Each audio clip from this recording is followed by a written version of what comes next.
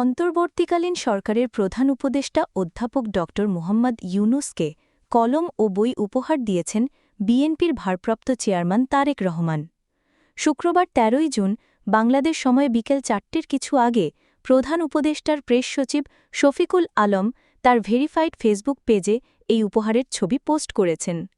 শফিকুল আলমের পোস্টে দেখা গেছে তারেক রহমান প্রধান উপদেষ্টাকে একটি কলম ও দুটি বই উপহার দিয়েছেন। একটি বই হল পরিবেশকর্মী গ্রেটা থুনবার্গের no one is too small to make a difference, আরেকটি বই নেচার ম্যাটার্স। যুক্তরাজ্যের লন্ডনের ডরচেস্টার হোটেলে শুক্রবার স্থানীয় সময় সকাল ৯টায়, বাংলাদেশ সময় দুপুর ২টায় প্রধান উপদেষ্টা অধ্যাপক মুহাম্মদ ইউনূস ও বিএনপির ভারপ্রাপ্ত চেয়ারম্যান তারেক রহমানের মধ্যে বৈঠক শুরু হয়।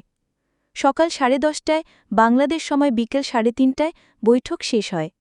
বৈঠক শেষে তারেক রহমান ডরচেস্টার হোটেল ত্যাগ করেন। বাংলাদেশ সময় বিকেল ৪টের দিকে উভয় পক্ষের প্রতিনিধিরা যৌথ বিবৃতি দেন। এতে জাতীয় নিরাপত্তা উপদেষ্টা খলিলুর রহমান, প্রধান উপদেষ্টার প্রেস সচিব শফিকুল আলম, বিএনপির স্থায়ী কমিটির সদস্য আমির খসরু মোহাম্মদ চৌধুরী উপস্থিত ছিলেন।